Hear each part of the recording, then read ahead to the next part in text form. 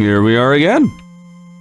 Back into Undertale, just to try to not kill anything. Hey, remember, don't kill anyone. I can't believe this is a real thing, I have to remind you. Good luck. I mean, I could still... Man, I'm bloodthirsty. It's all gonna die. I really do have an itch to just slaughter absolutely everything in my path, but I guess I'll have to play nice and be the good, not murdery dude I always knew I could be. If you haven't seen it already, I did do a completely blind run of Undertale for the first time a little while ago, and you should be sure to check that out after this video, or maybe before, where I have returned to do a pacifist run. Should be pretty simple, right? Just don't kill anything. I'm just a little scared about having really low health for some of the battles I encountered, but I suppose I'll be more familiar with them and hopefully better at dodging?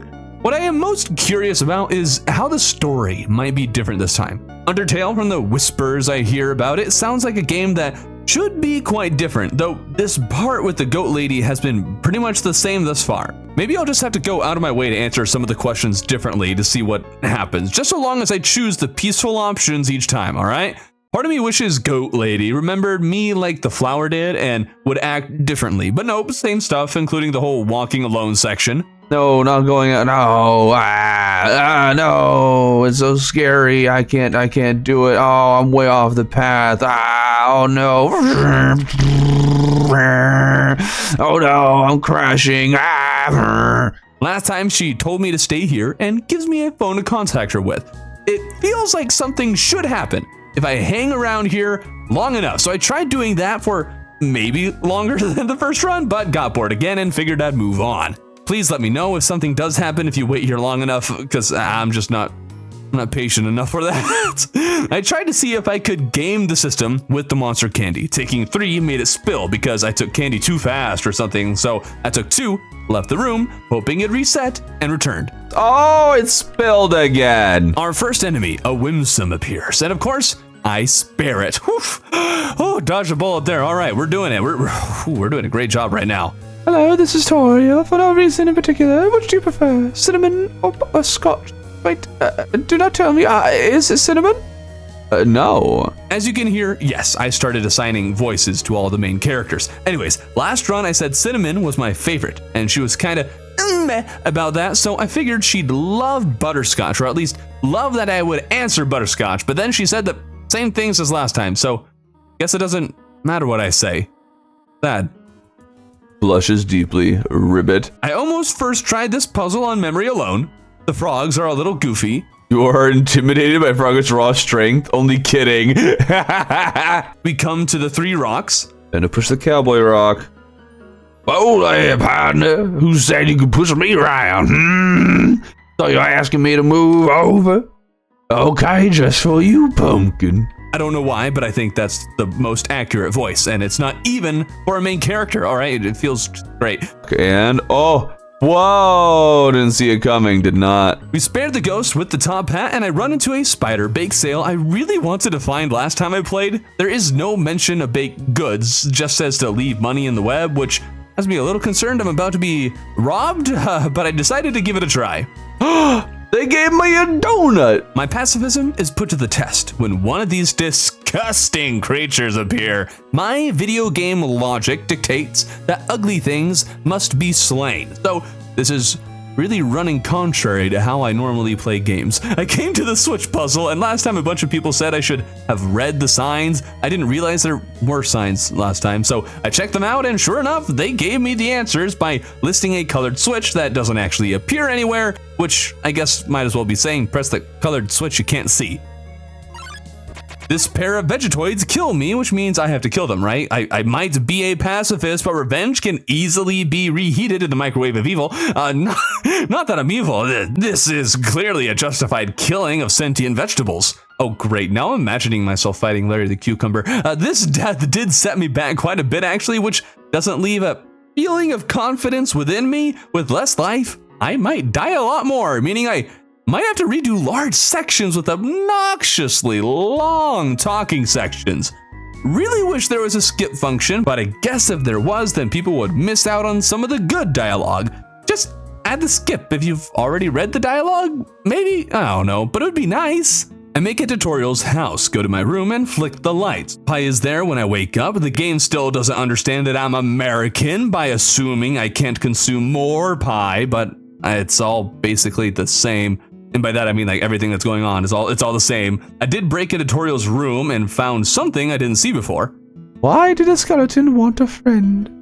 Because she was feeling lonely. Ah!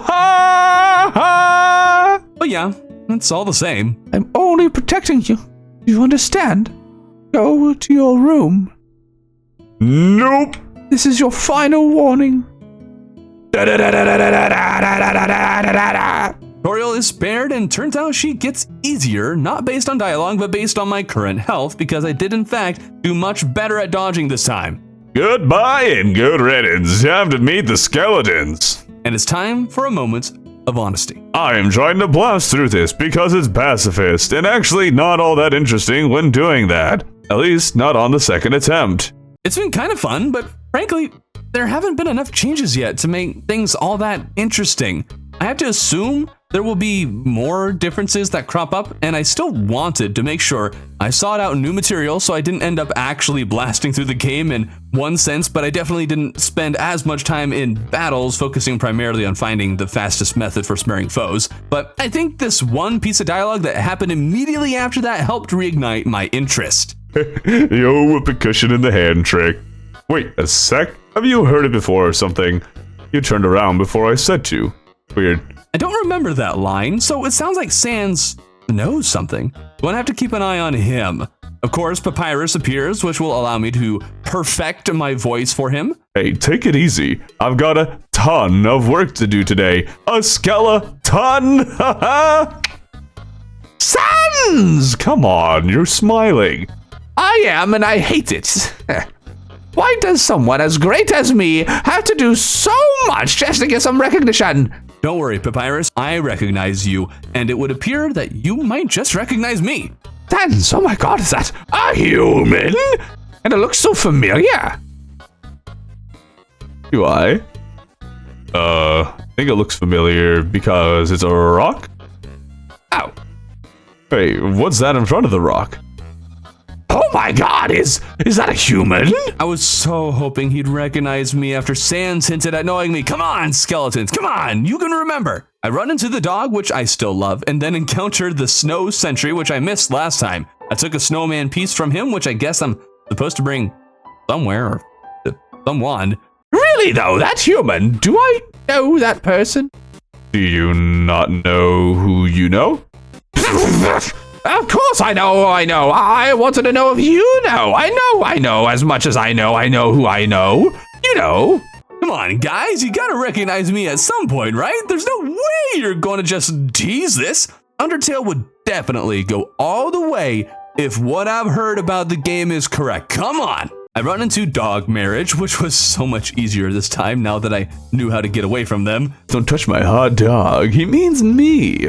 We reach more Papyrus puzzles, and he promises a hint for this one that stumped me for a second last time. I totally missed that hint option, so I'll gladly take it.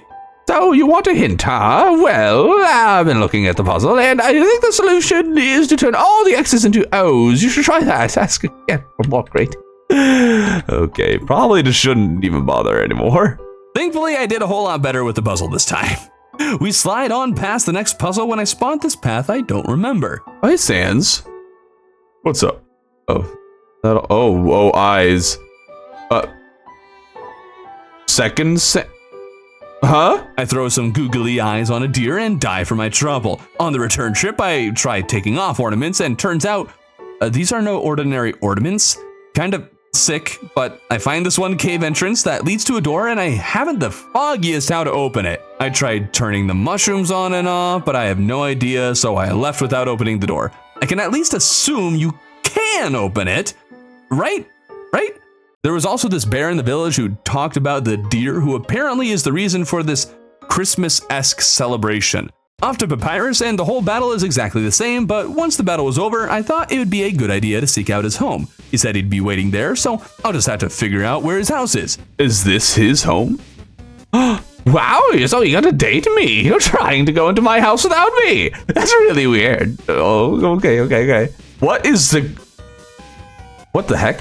What's going on here? Door's locked. Huh. This is his room. That's my room. If you're finished looking around, we could go in and do whatever people do when they date. Oh no. I don't like where this is going, but I must know. Oh my goodness. If you've seen everything, do you want to start the date? Sure. Okay, dating started. What? Dating start? Here we are on our date. I've actually never done this before, but don't worry. You can spell prepared without several letters before my name, or from my name. I snagged an official dating book from the library. We're ready to have a great time. Let's see. Step 1. Press the C key on a keyboard for dating HUD. What?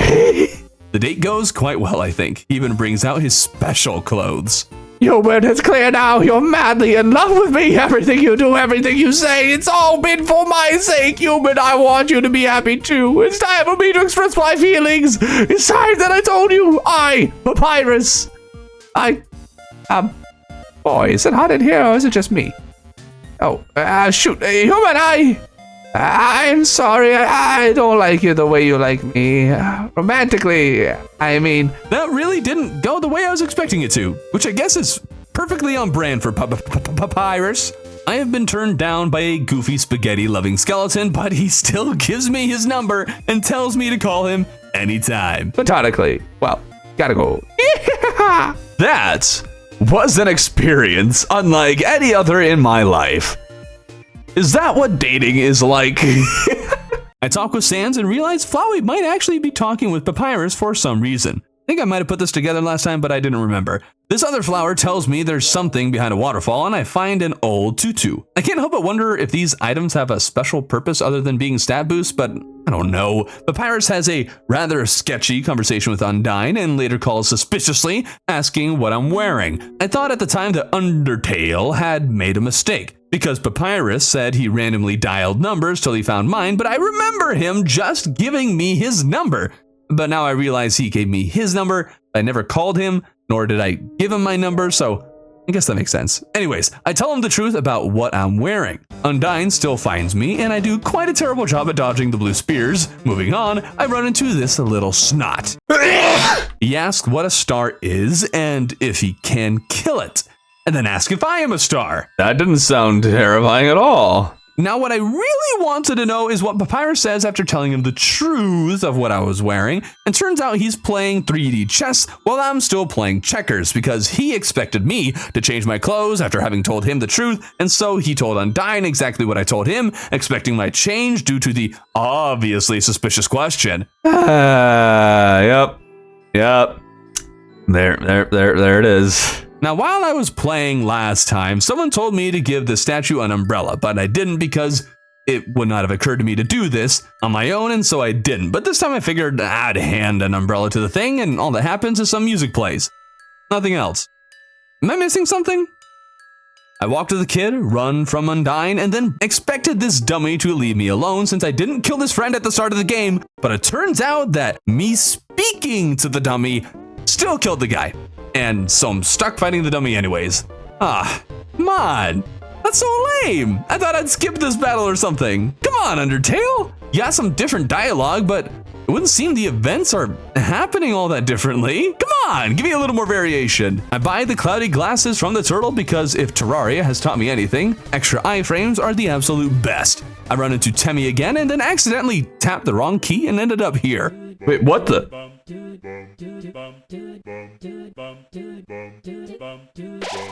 Huh? Feel something? What the? What am I looking at?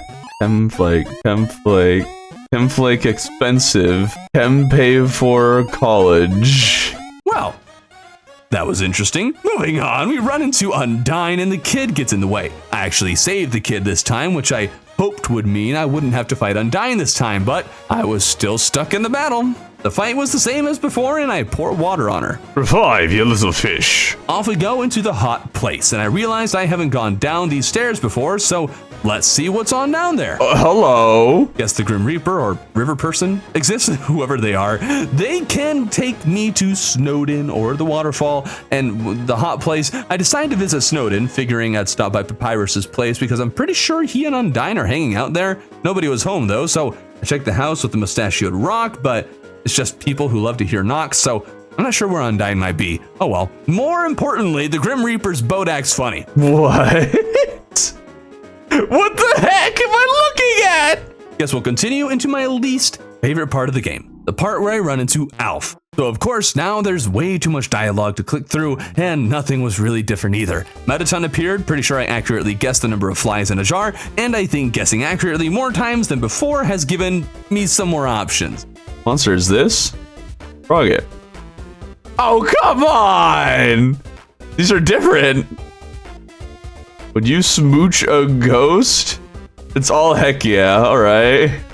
Okay. How many letters in the name at a time? Oh, of course. Yep. Okay. Last time I said Alf had a crush on me, so this time I said I didn't know, and now Mettaton is going on about Alf loving the unknowable and talks to the non-existent person. It's actually kind of brutal. What really sucked though was that after that whole dialogue heavy section, there was no save point before a mandatory battle against the sentient volcano. And I don't know how to get away from this thing. And it would seem to me, when battling Mettaton, there is no avoiding being at 1 health. I should have healed, but I didn't. So I died and had to do the whole talking section again. Wait, don't tell me I have to do this again. No! I have to go through all this nonsense again? Oh. No! Needless to say, I wasn't very happy, but we got through the next save point. But yeah, everything feels just about the same here. Alf won't shut up, we fight Mettaton again, don't eat the cake, but I do come across what is easily my favorite item in the game, the Stained Apron. It heals 1 health every other turn, which is just so very helpful for preserving my precious healing items, and 1 health means so much when you're stuck at 1 level. The puzzle with events was so much easier now that I knew, or at least had an idea, as to how to solve the puzzle. We defused a bunch of bombs, and here's a pretty good representation of how I feel about Alf. Yes, I know. Shut up. The spider lady appears, and I was really hoping I'd skip this fight after buying the donut at the spider bake sale because she seems angry at me for not giving them money, but nope, we're still fighting because I guess none of the battles changed no matter what I do. It was also kind of sad because I beat her and then my power went out due to a storm, so I had to refight her, but not a problem though. I've only been playing for about 10 minutes since the session where I started fighting the spider lady, whatever. To my delight, Mettaton offers me the option to skip this next part. I need that option more often, and then I got maybe a third of the way through the colored puzzle, which, I mean, it's better than only managing to take 2 steps like I did in the first try. At long last, I did encounter something very different, but not really because of the pacifist route, but more because I forgot to talk to Sans last time. Hey, Sans, what's happening? So grab some dinner with me first. Sure. Hey, thanks for treating me. Treating you? No. So, your journey's almost over. You must really want to go home. Hey, I know the feeling, but so maybe sometimes it's better to take what's given to you. Down here, you've already got food, drink, friends. What you have to do really worth it? Forget it. I'm rooting for you, kid. Let me tell you a story. So, I'm a sentry in Snowdin Forest, right? I sit out there and watch for humans. Kinda boring. Fortunately, deep in the forest, there's this huge locked door, and it's perfect for practicing knock-knock jokes. So, one day I'm knocking them out like usual. I knock on the door and say knock knock, and suddenly, from the other side, I hear a woman's voice. He goes on for a while. Turns out the door I found earlier presumably has Toriel on the other side, and she and Sans trade knock-knock jokes frequently. They've become quite the friends, but... One day, though, I noticed she wasn't laughing very much. I asked her what was up, and she told me something strange. If a human ever comes through this door, could you please promise something? Watch over them. Protect them. Will you not? Oh, no, I hate making promises, and this woman, I don't even know her name, but someone who sincerely likes bad jokes has an integrity you can't say no to. That promise I made to her, you know what would have happened if she hadn't said anything? Buddy, you'd be dead where you stand. Oh. Oh my. That's a pretty chilling statement. This has given me a whole new respect for the skeleton.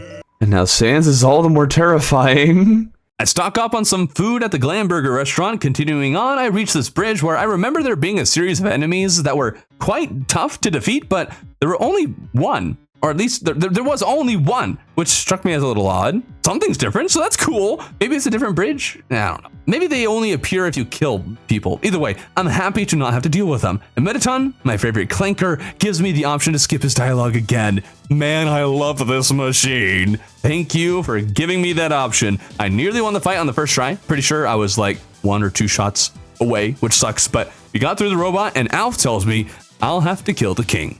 I love the music in Toriel's place. The monsters tell me the story again, and I'm wondering if maybe they won't tell the story on a genocide route? Genocide? Whatever. That'd be cool. We run into Sans in the lovely Golden Palace place, and he starts with the same dialogue, which has me concerned I did something wrong, but then... But you never gained any love. Of course, that doesn't mean you're completely innocent or naive, just that you kept a certain tenderness in your heart. No matter the struggles or hardships you faced, you strive to do the right thing. You refused to hurt anyone. Even when you ran away, you did it with a smile. You never gained love, but you gained love. Does that make sense? Cool. Something a little different, but off we go to the Asgore fight. I saved the pie from the beginning of the game, hoping that showing this slice of pie to the king, because his wife made the pie, would cause him to stop fighting, but alas, it did not. At the very least, it did lower his defense and offense, though. I held out in the battle for a solid 5 minutes, and afterwards I was scratching my head a bit. I can't kill anyone, so I shouldn't fight, but talking gave me the same dialogue after talking like 4 times, and there weren't any other options. How long do I have to hold out for? Something felt off, so I googled how long I'd have to survive, but it turns out you need to actually fight the king. That's kind of dirty. But I suppose last time I didn't actually kill the king when I beat him, and then Flowey finished him off, so whatever. I beat him the next time, and he goes on and does a dumb by killing himself. Wait, really? Flowey appears, but there's no fight. Instead, it's just the ending conversation with the skeletons. Flowey appears and laments how everything turned out the same, saying it's up to him to give me the happy ending, saying I should go hang out with my friends, so I guess that's it? I tried backtracking a bit, but couldn't find a path out of the hot place. I just about gave up here and wiped my hands clean of the matter, figuring there was no way to return and befriend Undyne or whoever else there was to get a different ending, but I had to go back, see if maybe there was something to see. Because I know you would not have been happy if I didn't get the ending you want me to get, alright? So I went back. I managed to figure out how to leave the hotlands and encountered this weird fish-shaped house. Oh, hello. There we go. We found it. Papyrus here has his heart set on Undyne and I becoming friends. Whoopsie doopsie, I just remembered I have to go to the bathroom. You two have fun. What did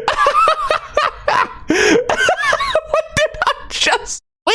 She was uncertain about this, but eventually took it as a challenge after Papyrus bet she couldn't befriend me. The whole scene felt awkward, honestly, but I suppose that kind of is what it's like about. She later gives me this letter that I am to deliver to Alf.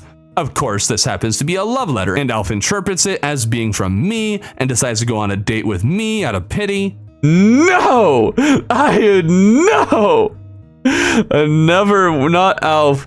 Not Alf, no! Why? Of all characters, no! The whole scene is really weird again, especially since I have a fiery hatred for Alf, and I'm starting to really not like the pacifist route. If anything made me want to commit genocide, this would be it. However, Undyne does come along and literally throws Alf into a trash can. Okay, best part of the game, best character, thank you. Papyrus tells me to visit the lab, and suddenly this one door is now open. The elevator breaks, and I am in a new location. Down here, I have to collect 4 keys and beat up on these ghostly creatures that are just freaky. Turns out these are creatures Alf experimented on, and those experiments went horribly wrong, and she's not been brave enough to admit to the atrocities she has committed. Not her words, mine. This is genuinely horrific. You're a mad scientist, Alf. I may have killed a few people in the first run, but you ran live experiments that turned your people into beasts, shells of their former selves. This is evil.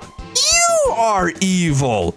Upon finishing this section, an unfamiliar voice calls me on the phone and sends some mysterious message.